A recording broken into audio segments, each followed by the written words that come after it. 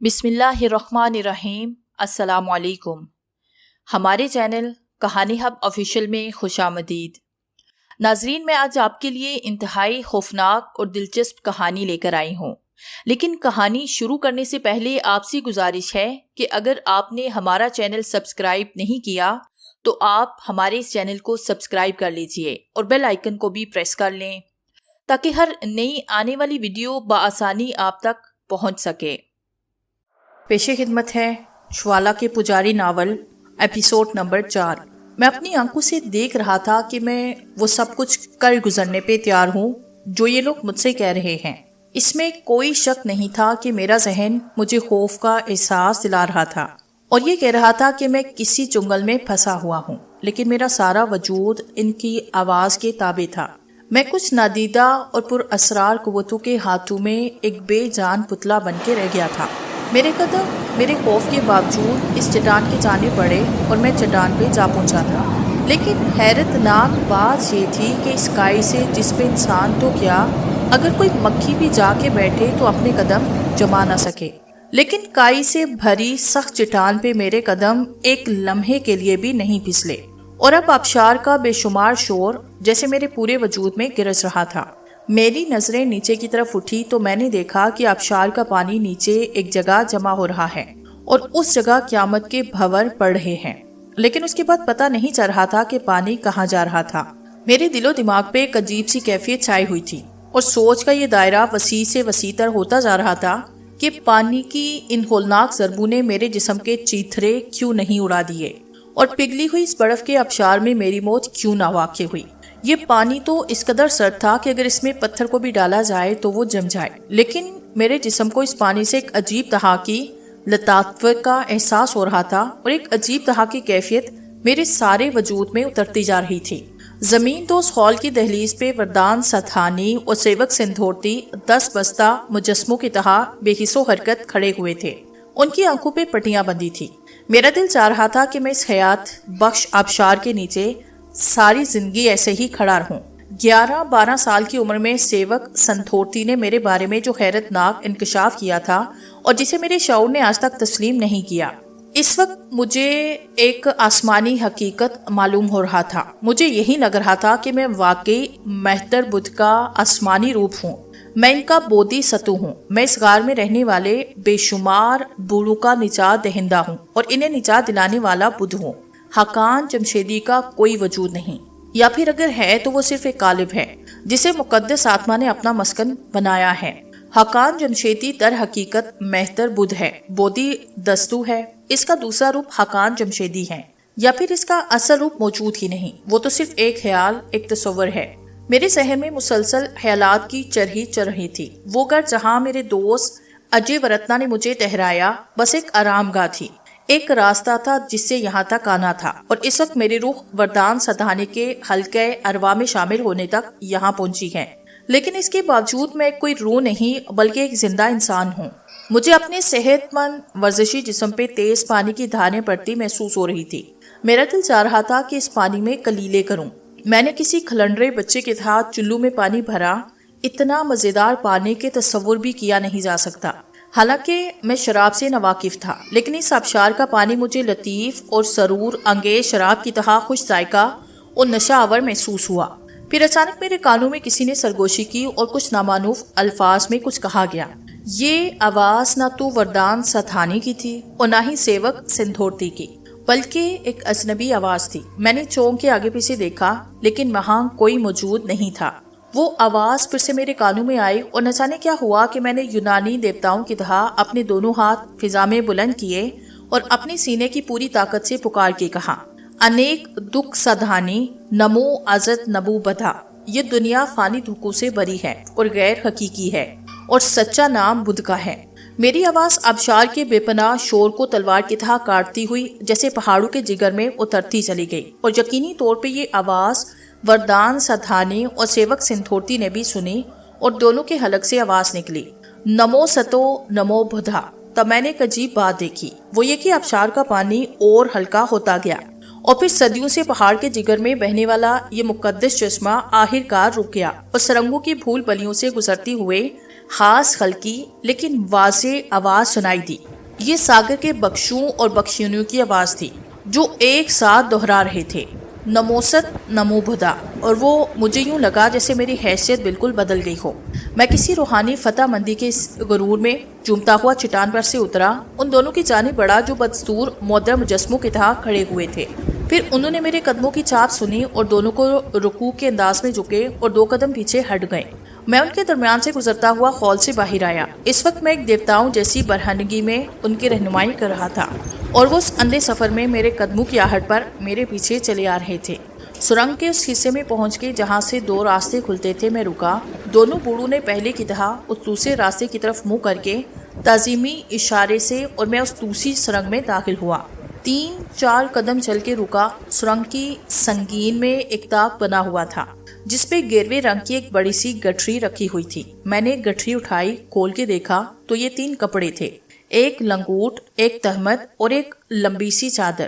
میں نے لنگوٹ پہن کے تہمت باندھا، اس لمبی چادر کو پاؤں سے لپیٹا اور اپنے بائیں کندھے پہ ایسے ڈالا کہ میرا داہنا کنڈا کھلا رہا۔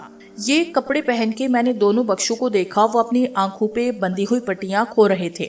پتہ نہیں انہیں کیسے پتہ چلا کہ میں کپڑے پہن چکا ہوں۔ یہ واقعات اس قدر عجیب و غریب اور پے در پے ہو رہے تھے کہ میرا اپنا ذہن تو کچھ سوچنے کے قابل نہیں تھا۔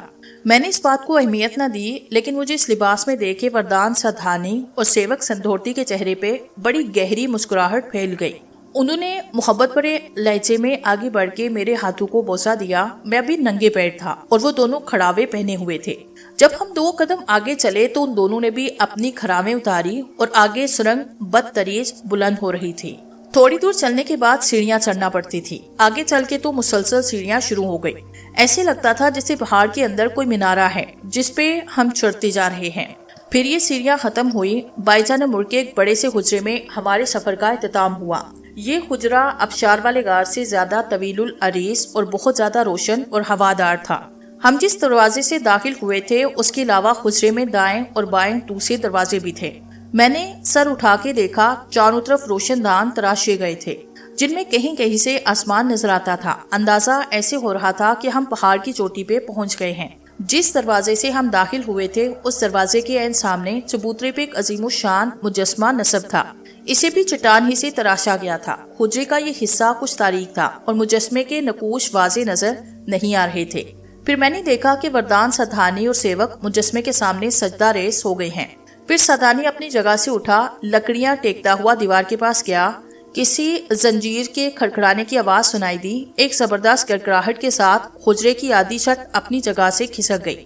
اب سورج کی روشنی براہ راست مجسمے پہ پڑنے لگی، لیکن اس کے ساتھ ہی میں نے جو کچھ دیکھا اسے دیکھ کے پہلی بار میرے ہوش و حواس واپس آئے۔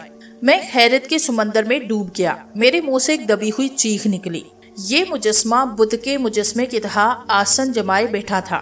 وہ آلتی پالتی مارے ہوئے تھا۔ اس نے دونوں ہاتھ اپنی گود میں رکھے استغراق کے عالم میں تھے، لیکن جو کچھ میں نے دیکھا وہ ناقابل یقین تھا۔ مورتی کا بدن اور آسن بدھ کا تھا، لیکن اس کا چہرہ میرا چہرہ تھا، 100% میرا چہرہ۔ اس چہرے کو دیکھے میں اس قدر حیران ہوا کہ ایک لمحے کے لیے میرا ذہن اس طلسم سے آزاد ہوا اور میں پھر اپنے وجود میں واپس آیا، یعنی حقان جمشیدی۔ مجھے ایسے لگا جیسے میں کسی پہاڑ کی بلند چوٹی پہ چڑھتے چڑھتے پھسل پڑا ہوں اور تیزی سے لڑکتا ہوا پہاڑ کی چٹانوں سے ٹکراتا ہوا نیچے جا رہا ہوں، نیچے اور نیچے اور نیچے۔ لیکن پھر مجھے ایسے لگا جیسے کسی نے مجھے اپنے دونوں بازو میں سنبھال لیا ہو اور ایک عجیب و غریب خوشبو میرے سارے وجود میں تیر گئی۔ مجھے ایسے لگا جیسے کسی کے گھنیرے بال میرے چہرے کو چھو رہے ہوں۔ ایک لمحے کے لیے میری آنکھیں بند ہوئی، لیکن پھر میں نے فوراً آنکھیں کھولی۔ ایک نرم و گداس وجود مجھے اپنے آپ میں سمائے ہوئے تھا۔ میں نے گھبرا کے اس کے چہرے کو دیکھا۔ یہ چہرہ بھی اجنبی نہیں تھا۔ کلاڈیا، کرنل صغیر کی بیٹی کلاڈیا، ایک غیر ملکی ماں کی اولاد، لیکن عجیب و غریب حالات کی حامل یہ تمام کیفیت لمحوں میں گزر گئی۔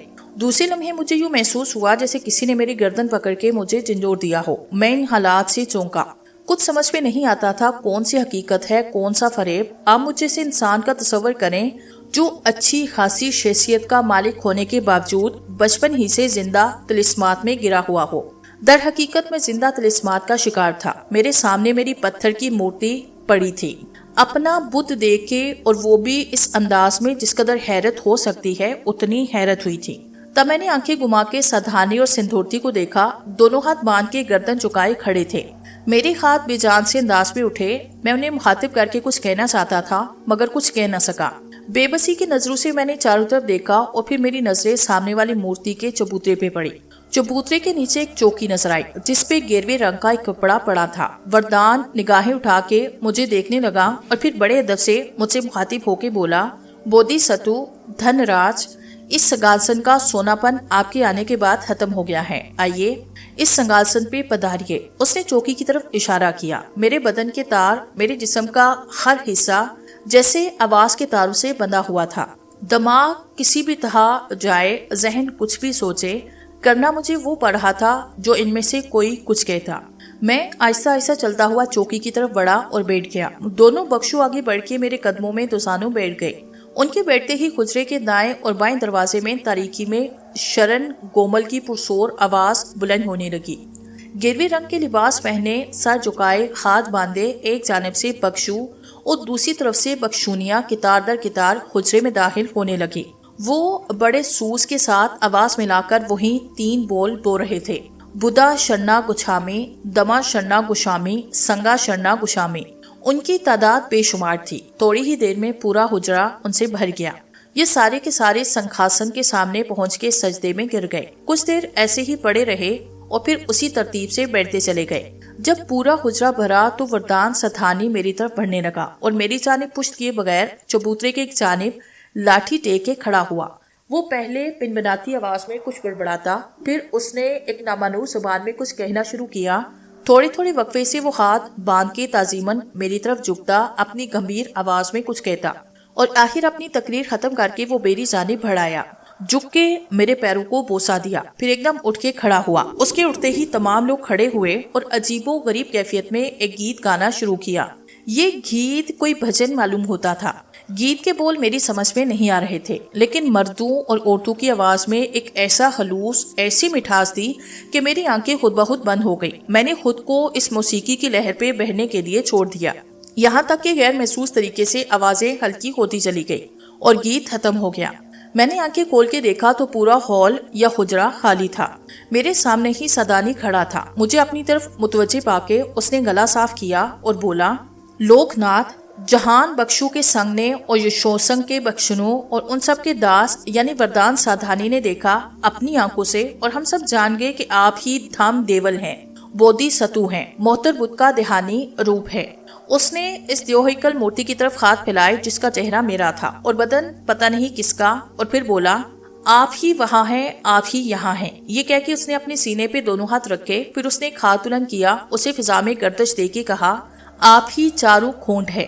میں چوکی پہ آلتی پالتی مارے بیٹھا اس کا یہ قصیدہ سنتا رہا۔ وہ دیر تک ایسے ہی بولتا رہا۔ اس نے دلیلیں، شہادتیں اور مثالیں دی، اپنے ایک ایک بیان کی تائید میں مذہبی کتابوں اور روایتوں کے حوالے دیے۔ اس کی تقریر کا خلاصہ یہ تھا کہ میں یعنی حکام جمشیدی اس فرقے کے عقیدے کے مطابق وہ آخری بدھ ہوں جس کا تذکرہ تاریخ میں صدیوں سے ہے۔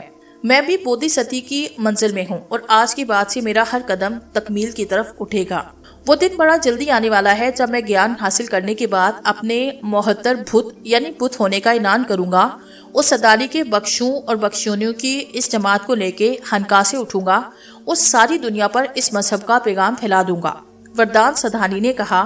اور بودھی ستو، تکمیل کی منزل تک پہنچنے کے لیے تمہیں بہت سی ریاستیں کرنا پڑیں گی جن میں تم برائیوں اور نیکیوں کے ساتھ ساتھ سفر کرو گے۔ ان میں نیک کام بھی ہوں گے، کچھ ایسے کام بھی جنہیں انسان برا سمجھتا ہے۔ نیک ریاستوں میں محبت، ہمدردی، خوشی اور اطمینان کے دھیان کرنا ہوں گے، اور بدی کی ریاستوں میں منحوس دھیان کے مشق کرنا پڑے گی۔ اس ریاست کا طریقہ یہ ہوگا کہ کسی ایسی لاش پہ دھیان دیا جائے جو نیلی پڑ گئی ہو، جس میں سوراخ ہو، یا جس کا بدن ٹکڑے ٹکڑے ہو گیا ہو، یا جس میں سے خون بہتا ہو، یا پھر جو محض ہڈیوں کا ڈھانچہ ہو۔ اس پر اشلوک پڑھے جائیں گے۔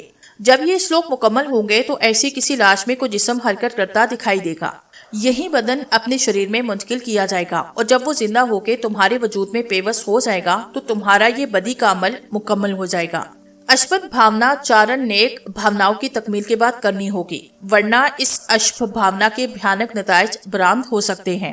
آخر میں اس کا لہجہ خوفناک ہوا، اس کی آواز ابھری، دھم راج، آپ نے تو اپنے دل میں جان لیا تھا کہ آپ وہی ہیں جو آپ ہیں، مگر کسی نے آپ کو سچ سے دور رکھنا اور بہکانا چاہا، سو وہ بہکانے والا کہیں کا نہیں رہے گا، کہیں کا نہیں رہے گا۔ سنا اشپ بھاناؤ خنسا ارتشا کی پیروکاروں، جس نے مہتر بدھ کو بہکایا وہ اب کہیں نہ ہو۔ یہ الفاظ کہتے وقت سادھانی کا چہرہ اس قدر خوفناک ہوا کہ اس پہ نگاہ جمائی نہ جا سکے۔ اس کی یہ الفاظ اور کیفیت میری سمجھ میں نہ آ سکی۔ میں کسی سحرزدہ انسان کی طرح اس کی آواز سن رہا تھا۔ اس نے اچانک ہی بولنا بند کیا اور لاٹھی ٹیکتا ہوا میری مورتی کے پہلو میں جا کھڑا ہوا۔ وہ نامعلوم زبان میں کچھ کہتا جا رہا تھا۔ جب وہ مورتی کے پاس سے واپس آیا تو اس کے ہاتھ میں گیروے رنگ کے بوسیدہ کپڑے میں کچھ چیز تھی۔ میرے قریب آ کے اس نے اس پلندے کو سر پہ رکھا، بوسہ دیا اور بڑی احتیاط کے ساتھ اس کپڑے کی تہیں کھولنا شروع کر دی۔ اس پلندے سے عجیب و غریب مہک اٹھ رہی تھی۔ کپڑے کی ساری تہیں کھلی، اس میں سے تمباکو کے پتے کی طرح ایک خوشبودار پتا نکلا۔ اس کی سطح کیلے کے تنے کی طرح چکنی اور ہموار تھی، اس کی رنگت تانبے کی طرح تھی۔ سادھانی نے اسے اپنی آنکھوں سے دیکھا، پھر آنکھوں سے لگا کے میری طرف بڑھایا اور کہنے لگا، دھم راج، یہ جھنمو کے بیت کھولنے والا بھوج پتر ہے۔ شاکیہ منی گوتم کے نروان پانے کے بعد سیانو نے اسے گوشی نگر سے دھرمشوالا پہنچا دیا تھا۔ پرانی پوتھیوں میں لکھا ہے اور مہان سیوکو کے بخشو نے ایک دوسرے کو یہ بات پہنچائی کہ ایک دن مہتر بدھ یہاں آئے گا اور جنموں کے بیت کھولنے والا یہ پتر اپنے ساتھ لے جائے گا۔ مہتر بدھ کے نروان پانے تک یہ پتر ان کے پاس رہے گا۔ لوک ناتھ دوہرا دیجئے کہ جنموں کے بیت کھولنے والا یہ پتر میں نے اپنے مہان بودھی سدھو کو پہنچا دیا۔ آپ کہیے کہ بھوج پتر آپ کو حاصل ہو چکا ہے۔ میں نے اس کے کہے ہوئے الفاظ دہرائے اور اس بھوج پتر کو اپنی گود میں رکھ لیا۔ میرے ہاتھ لگاتے ہی اس پتر کی مہک اور بڑھ گئی۔ میں نے محسوس کیا کہ یہ خوشبو برابر بڑھتی جا رہی ہے، چمپا کے پھول کی طرح میٹھی، تیز اور کسی حد تک ناگوار بو، جس سے مجھے گھبراہٹ ہونے لگی۔ میں نے چاہا کہ اسے اپنے پاس سے دور ہٹا دوں، لیکن اس سے پہلے کہ میں ہاتھ بڑھا کے بوجھ پتر اٹھاتا، میرا اٹھا ہوا ہاتھ بے حس و حرکت میرے پہلو میں ڈھلک گیا اور میری پیٹھ سنگین چبوترے سے جا لگی۔ پھر مجھے ایسے لگا جیسے مجھے شدت کی نیند آ رہی ہو۔ میری آنکھیں بند ہونے لگی۔ سادانی کا چھڑیوں بھرا چہرہ اور چمکتی ہوئی آنکھیں میرے قریب آتی جا رہی تھی۔ پوری طرح نیند آنے سے پہلے میں نے دیکھا کہ اس کے چہرے پہ انکسار اور عبودیت کے تاثرات اور گہرے ہو گئے تھے۔ پھر نیند میرے اعصاب پہ گلتی چلی گئی۔ کچھ دیر کے بعد میرے کانوں میں کیسی آوازیں آنے لگی جیسے بہت سے لوگ مل کے رو پیٹ رہے ہوں۔ میں نے گھبرا کے آنکھیں کھولی۔ کمرے میں دھوپ بھری ہوئی تھی، کہیں دور سے مردوں اور عورتوں کی چیخ چیخ کے رونے کی آوازیں آ رہی تھی۔ میں شدید قسم کا حیران ہوا۔ میں نے کروٹ بدلی، پھر پلنگ کی پٹی پکڑ کے جھٹکے کے ساتھ اٹھا۔ میں نے چاروں طرف دیکھا، جو مناظر میرے آگے پیچھے پھیلے ہوئے تھے اور جو کچھ میں نے عالم ہوش میں دیکھا اب وہ نہیں تھا۔ میں اجے ورتنا کے مہمان خانے میں تھا۔ میرے اندر ایک ایسی خوفناک گڑگڑاہٹ ہوئی کہ میرا سارا وجود تھر تھر کانپنے لگا۔ تو کیا یہ خواب تھا؟ یقینی طور پہ یہ خواب تھا۔ اس کی وجہ یہ تھی کہ میں ساتھانی اور سیوک کے بارے میں سوچتے سوچتے سو گیا تھا۔ دیوار پہ لگی گھڑی پہ نظر پڑی تو پتہ چلا کہ صبح کے 8:30 بج رہے ہیں۔ رات کے انوکھے خواب کی وجہ سے شاید، یا پھر دیر تک جاگنے کی وجہ سے میرا سر بھاری ہو گیا تھا اور جوڑ جوڑ دکھنے لگا تھا۔ لیکن ایک بار پھر میرا ذہن ان آوازوں کی جانب متوجہ ہوا جو میرا وہم نہ تھی۔ یہ رونے پیٹنے کی آوازیں کیسی ہیں؟ میں بستر سے اٹھ کے دروازے کی طرف بڑھا، لیکن چادر میرے پیروں میں الجھ گئی۔ میں گرتے گرتے بچا۔ اسی وقت ٹھیک کسی نے میرے کمرے کا دروازہ پیٹنا شروع کیا۔ آ رہا ہوں بھائی، آ رہا ہوں، میں نے کہا اور چادر سے اپنا پیر نکالنے کے لیے جھکا، لیکن اسی وقت میرے حلق سے ایک دہشت ناک آواز نکلی۔ واقعی ایک انتہائی حیرتناک عمل ہوا تھا جس نے ایک لمحے کے لیے میرے ہوش و حواس چھین لیے۔ جو چادر میرے پیروں میں لپٹی تھی وہ سفید چادر نہیں، یعنی وہ چادر نہیں جو میرے بستر پہ تھی، اور نہ ہی میرے بدن پہ وہ سوٹ تھا جسے پہن کے میں سویا تھا، بلکہ گیروے رنگ کی چادر تھی جو میرے بدن سے لپٹی تھی۔ وہی لباس، وہی چیز جو اس مندر میں میرے حوالے کی گئی تھی۔ دستک دینے والا کچھ کہہ رہا تھا جو میری سمجھ میں نہیں آ رہا تھا۔ میں تو اس وقت دہشت سے کانپتے ہوئے اس گیروے رنگ کے لباس میں کھو گیا۔ اگر وہ سب کچھ خواب تھا تو میرے بدن پہ یہ کپڑے کہاں سے آئے اور یہ تیز خوشبو کہاں سے آ رہی ہے؟ یہ چمپا کی بو ہے اور میرے ہی بستر سے آ رہی ہے۔ میں نے آگے بڑھ کے اپنے بستر کو دیکھا۔ میرے سرہانے تمباکو کے پتے کے برابر ایک خشک پتا پڑا ہوا تھا اور یہ خوشبو اسی سے آ رہی تھی۔ بھوج پتر، میں نے منہ سے بے ساختہ نکلا اور پھر میں نے آگے بڑھ کے اسے اٹھا لیا۔ میں نے اسے الٹ پلٹ کے دیکھا تو پتھر کی سطح پہ ایک نقش بنا ہوا تھا۔ میں نے اسے روشنی کے سامنے کیا تو دیکھا وہ ایک تصویر تھی، ایک انسانی تصویر اور ایک بار پھر میرے سینوں کو ایک زور کا کھونسا لگا۔ میں نے اس تصویر کے نقوش پہچانے۔ یہ اجے ورتنا کی تصویر تھی۔ اس میں اجے ورتنا کے گلے میں رسی کا پھندا پڑا ہوا تھا۔ یہ کیا تماشا ہے؟ میرے منہ سے بے اختیار آواز نکلی۔ پھر مجھے دروازے پہ دستک کا احساس ہوا جو کہ مسلسل ہو رہی تھی۔ اس وقت میرے سامنے فوری مسئلہ یہ تھا کہ اس گیروے لباس اور بوجھ پتر کو کہاں چھپاؤں۔ بہرحال میں نے جلدی سے گیروے رنگ کی چادر اتار کے الماری میں ٹھونسی، جلدی سے پتلون قمیض پہنی، بوجھ پتر کو بھی الماری میں چھپایا۔ اس کے بعد میں نے دروازہ کھولا۔ دروازہ کھولتے ہی اجے کا ملازم کمرے میں گھس آیا۔ وہ ایسے گھبرایا ہوا تھا، اس کے منہ سے صحیح الفاظ نہیں نکل رہے تھے۔ میں اسے ایک طرف ہٹاتا باہر نکلا۔ برآمدے میں بہت سے لوگ جمع تھے۔ رونے پیٹنے کی آوازیں اجے کے کمرے سے آ رہی تھی۔ میرا دل سوکھے پتے کی طرح کانپ رہا تھا۔ میں لوگوں کو ہٹاتا اندر داخل ہوا۔ وہاں میں نے جو منظر دیکھا وہ مجھے پاگل کرنے کے لیے کافی تھا۔ بستر پہ اجے کی لاش پڑی تھی اور لاش کے گلے میں رسی کا پھندا تھا۔ مجھے ایسے لگا جیسے میرے سر پہ بم پھٹا ہو۔ میرے پاؤں لرز کے رہ گئے تھے۔ پہلی بات تو یہ کہ اجے ورتنا میرا نوجوان دوست میری وجہ سے موت کا شکار ہوا تھا، صرف میری وجہ سے۔ میرے ذہن میں ایک ایک چیز گردش کر رہی تھی۔ اجے کی لاش مجھے بتا رہی تھی کہ وردان ستھانی کے ساتھ جو لمحے میں نے گزارے وہ کوئی خواب نہیں بلکہ ایک بہت ہی ہولناک حقیقت تھے۔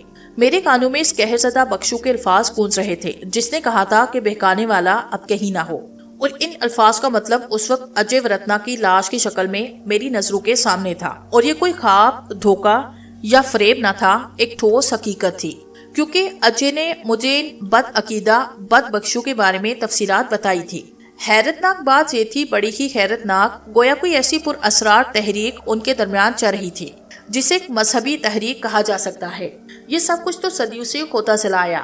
حسن بن صبا، فری میسن اور پتہ نہیں کون کون سی جماعتیں اپنے الگ گروہ بنا کے مذہبی انتہا پسندی اور دہشت گردی میں بری طرح ملوث نظر آتی ہیں۔ اصل میں یہ تو ایک بہت ہی لمبا کھیل ہے جس کے بارے میں اگر تفصیل سے بتایا جائے تو کہانی میں بے مقصد طوالت پیدا ہو جاتی ہے۔ میں تو اس ہولناک حقیقت کے بارے میں سوچ رہا تھا اور مجھے یہ اندازہ ہو رہا تھا کہ یہ صرف ان الفاظ کی نحوست ہے کہ ہنستے کھیلتے زندگی سے بھرپور اجے کی موت واقع ہو گئی۔ میرا دوست میرے خواب پریشان کی بھیڑ چڑھ گیا۔ کاش میں نے اسے اپنی رودات سنائی نہ ہوتی، کاش اس نے مجھے وردان ستھانے کے دھار جانے سے روکا نہ ہوتا۔ بہرحال اجے کی موت کا ماتم کیا جا رہا تھا۔ جوان بیٹا زندگی سے گزر گیا۔ عجیب و غریب دن گزرا میرا۔ میں تو سارا دن اجے کی لاش کے ساتھ بیٹھا رہا، سوچتا رہا۔ میری آنکھوں سے آنسو کی داریں بہہ رہی تھی۔ یہ حقیقت ہے کہ میں نے موت کو کبھی قریب سے نہیں دیکھا، اور خاص طور سے ایک نوجوان کی موت کو۔ پھر اجے کی ارتھی شمشان لے جائے گی۔ میں نے اپنی دوست کا کڑیل بدن شولوں کی لپیٹ میں آتے دیکھا۔ میرا کلیجہ پھٹ رہا تھا۔ میں سوچ رہا تھا کہ خداوند عالم کی موت کیسی بھیانک چیز ہے۔ میرا دل اس لیے کر رہا تھا کہ اجے ورتنا میری وجہ سے موت کا شکار ہوا۔ یقیناً ایسا ہی ہوا۔ اس کے باپ کی حالت بہت زیادہ خراب تھی۔ میں ان کے سینے سے لگ کے چیخ چیخ کے رو رہا تھا۔ دوسرے لوگ اسے میری بے پناہ محبت سمجھ رہے تھے، لیکن وہ نہیں جانتے تھے کہ میں اجے کا قاتل تھا، اور احساس پشیمانی نے مجھے پاگل کر دیا تھا۔ میری ٹیم یہاں سے کولمبو روانہ ہوئی تاکہ واپس کلکتے کا رخ کرے، لیکن میں نے ان کے ساتھ جانے سے انکار کیا۔ میں نے صاف صاف کہہ دیا کہ میں ابھی ان کے ساتھ نہیں جا سکتا، اور حقیقت یہ تھی کہ میں اپنی دوست کی موت کے دوسرے دن اطمینان سے اپنے وطن جانا نہیں چاہتا تھا۔ بمشکل تمام ٹیم کے مینیجر نے مجھے اجازت دی کہ میں یہاں رک جاؤں، لیکن اس نے بات صاف صاف کہہ دی کہ میں ایسا صرف اپنی ذمہ داری پہ کروں گا۔ میری ذہنی کیفیت ایسی نہ تھی کہ میں اپنے کھلنڈرے ساتھیوں کی رفاقت اختیار کر سکتا۔ بہرحال 5 دن کے بعد میں اجے کے پتا سے اجازت لے کے بصریہ ٹرین کولمبو روانہ ہوا۔ اس عرصے میں میں مستقل اپنے گیروے لباس اور بھوج پتر کے بارے میں سوچتا رہا۔ آخرکار میں نے فیصلہ کیا۔ ٹرین جب یہاں سے روانہ ہوئی تو 2nd کلاس کے ڈبے میں ایک مقامی آدمی میرا ہم سفر ہوا۔ وہ پاتونی آدمی تھا۔ میں نے اس پہ کوئی خاص توجہ نہ دی۔ وہ جو کچھ کہتا میں اس سے ناواقفیت کا اظہار کرتا۔ اس نے انگریزی بولی تب بھی میں نے خاموشی اختیار کی۔ پھر اللہ کا شکر ہے کہ ایک چھوٹے سے اسٹیشن پہ وہ رخصت ہوا۔ میں نے فوراً اپنا سوٹ کیس کھول کے گیروے کپڑے اور وہ منحوس بھوج پتر نکالا۔ پہلے تو میں نے گیروے کپڑوں کا بنڈل کھڑکی سے باہر پھینکا، اس کے بعد وردان ستھانے کے دیے ہوئے بھوج پتر کو مسل کے کھڑکی سے باہر پھینک دیا۔ میرا دل بڑا مطمئن تھا کہ وہ منحوس تصور جو وردان ستھانی اور سیوک سندھورتی کے نحوست سے نجات نہیں لینے دیتا تھا مجھ سے دور ہوا۔ ناقابل فہم واقعے کو میں اپنی زندگی سے ہمیشہ کے لیے خارج کر دینا چاہتا تھا۔ بہرحال میں کولمبو پہنچا۔ وہاں سے بصریہ اسٹیمر کلکتے روانگی ہوئی۔ کلکتے پہنچ کے میں نے یہ مناسب نہ سمجھا کہ واپس ہاسٹل چلا جاؤں۔ یہاں میرے بہت سے دوست موجود تھے، کوئی اور پخ نکل آئے۔ چنانچہ میں نے وہیں پہ یہ فیصلہ کیا کہ اب میں اپنے گھر کا رخ کرتا ہوں، اور آخرکار میں اپنے گھر جا پہنچا۔ میری اچانک آمد پہ یہاں خوب ہنگامہ ہوا۔ میرے گھر میں میری والدہ بھی تھی، لیکن ابا جان موجود نہ تھے۔ وہ شکار کی تلاش میں بھندیا چل پہاڑ کی ترائی میں گھوم رہے تھے۔ میں ایک عجیب اضطراب دل میں لے کے یہاں آیا۔ میرا خیال تھا کہ یہاں آ کے میرا دل بہل جائے گا۔ یہاں میرے ماں باپ اور دوسرے اہل خاندان تھے جو مجھے بے پناہ چاہتے تھے اور صحیح معنوں میں میری آمد سے بہت زیادہ خوشیاں منا رہے تھے، لیکن میں ان کی خوشیوں میں اس انداز سے شریک نہیں ہو سکا جیسے مجھے ہونا چاہیے تھا۔ میری شخصیت جیسے بکھر سے گئی۔ 11-12 سال کی عمر میں مجھ پہ جو انکشاف ہوئے اور خاص طور سے درمشوالا میں جو عذاب مجھ پہ سوار ہوا، اس وقت تو میرے ناپختہ ذہن نے کوئی تاثر قبول نہ کیا، لیکن سری لنکا جانے کے بعد بھولا کھانچن کی پہاڑیوں پہ مجھ پہ جو گزرا، میں نے اس پہ غور کرنا شروع کیا۔ شعور کی جس کیفیت سے میں ان باتوں کو سمجھ رہا تھا، اب وہ میرے لیے عذاب بنتی جا رہی تھی۔ الہی، کس سے اپنی مشکل کا حل بتاؤں؟ اب تو دہشت ہو رہی تھی۔ اجے اسی رازداری کا شکار ہوا۔ ماں کو بتاؤں، باپ کو بتاؤں، کیسے کہیں ایسا نہ ہو وہ منحوس جادوگر، وہ خونخوار جنونی انہیں بھی کوئی نقصان پہنچا دے۔ بہرحال وقت گزرتا رہا، میں اپنے عذاب میں گرفتار رہا، کہیں دل نہیں لگتا تھا۔ ہر کونا، ہر گوشہ میرے لیے عذاب جان بنا ہوا تھا۔ والد صاحب شکار سے واپس آئے۔ انہوں نے معمول کے مطابق دوستوں کے تحت مجھ سے کلکتے، اس کے بعد سری لنکا کی مصروفیات کے بارے میں دریافت کیا، اور پھر خوشگوار لہجے میں بولے، یار تیرے دادا دادی کی خواہش پوری ہوئی، تیری والدہ بھی یہی چاہتی تھی، لیکن میری سوچ اور میرا مقصد دوسرا تھا۔ ان لوگوں نے ایک طویل عرصے کے لیے مجھ سے میرا یار چھین لیا۔ کیا خیال ہے اب اس کے بعد پھر وہی کام شروع کیا جائے؟ ویسے میں تجھے ایک بات بتاؤں یار، تیری ماں بہت جلدی بری ہو گئی۔ حالانکہ اس عورت سے میں نے صرف اس لیے شادی کی کہ ایک نامور شکاری کی بیٹی تھی، اور میں شکار کے سامنے ایسے سینہ تان کے کھڑی ہو جاتی کہ تو یقین کر کہ بعض اوقات تو شیر بھی اسے دیکھ کے بھاگ جاتا، لیکن اب پتہ نہیں اسے کیا ہو گیا۔ بہرحال اب تو آ گیا ہے نا، کیا خیال ہے بنائے کوئی عمدہ سا پروگرام؟ ابھی نہیں پپا، میں ایک طویل عرصے تک آرام کرنا چاہتا ہوں، میں نے اپنے والد صاحب سے کہا۔ میں جانتا تھا یہ اسکول اور کالج کی زندگی انسان کو کچھ سے کچھ بنا دیتی ہیں، اسی لیے تو میں اپنے شیر کو جنگل میں دیکھنا چاہتا تھا۔ دھت تیرے کی، سارے کے سارے بزدل ہو گئے۔ ٹھیک ہے بھائی، تیری مرضی۔ میں ہنس کے خاموش ہوا۔ نہ جانے کیا بات تھی کہ شکار جس کا میں خود بھی عاشق تھا، اب میرے لیے بامانی سی چیز ہو کے رہ گئی تھی۔ بات وہی تھی، میرے دل و دماغ پہ بہت سارا بوجھ تھا۔ مجھے ایسے لگتا تھا جیسے کوئی میری شخصیت کے 2 ٹکڑے کرنا چاہتا ہو۔ کبھی کبھی ان لوگوں کی باتوں پہ غور کرتا تو یہ احساس ہوتا کہ بہرحال وہ سب کچھ دلچسپ اور کچھ نہیں تو کم از کم ان کا وہ دیوتا بن کے، مہتر بت بن کے دیکھوں تو صحیح بات کہاں تک جاتی ہے۔ لیکن پھر خوف دامنے گیر ہوتا، نہ جانے کتنے لوگ میری وجہ سے ہلاکت کا شکار ہوں اور نہ جانے مجھے کیا پڑھنا پڑے۔ آخر مجھے اپنا نتیجہ معلوم ہوا۔ میں نے فرسٹ کلاس میں کلکتہ یونیورسٹی سے BA پاس کیا۔ یہاں پھر ہنگامہ آرائش شروع ہوئی۔